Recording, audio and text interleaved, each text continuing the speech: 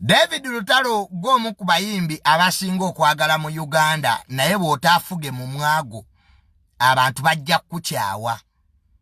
Abayimbi mulya ku bantu temukyerabiranga. So David Lutalo statement ze wakoze zabadde tezeetaagisa. Kwateri yabadde abikubuuzizza. Era buli omu akimanyi toli munnabyabufuzi. So teri yabadde agambye obyogereko. Okisegera. Ogweke nnyini David Lutalo gwe weetadde mu mbeera ey'ekisiru. Abayimbi mufuge ku mimwa gyammwe. Abantu bye batakubuuzizza tobyeesooka. Okisegedde. David Lutalo teri yakubuuzizza.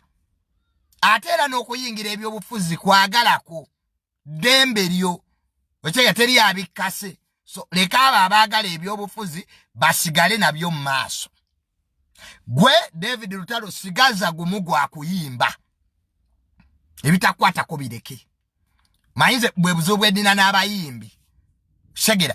Abantu baba tebakubuuzizza bintu ate n'obyogerako. Okay, bye wayogedde bituufu.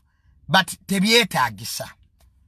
Abanayuganda bwe munaayiga nti kye nnyenda okwogera kyetaagisa. Tebyetaagisa. Waliwo ebintu byoyogera nga bibadde tebisaana. Okay, nga bituufu naye nga tebijjaawo. Kale nga embeera tebisobozesa. Tagali bamufuge ku mimwa gyammwe.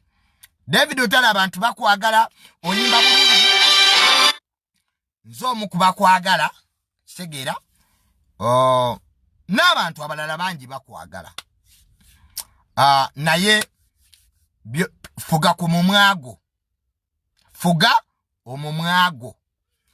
Ebintu ebimu tebyetaagisa. Abantu kati babonaabona. Olaba Uganda kati abantu bayina entondo. Embeera gye bayitamu yeesoomooza. Mu Uganda abantu tebali bulungi. So ebintu byonna ebikwatagana ku byobufuzi n'ebyenfuna. Naddala ng'oli muyimbi ng'olya ku bantu. Birekera abali mu gavumenti. Aba gavumenti bo basobola okubyogerako kubanga gavumenti eri ruled by mandate. President Museveni alina mandate paka 2026. Oba oyogera oba okaaba ajja kuvaako 2026.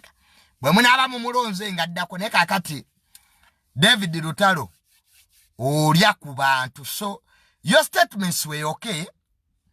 Oyina right eyo naye tebyetaagisa. Kyabadde tekyetaagisa. Ka teri yabikase anyway.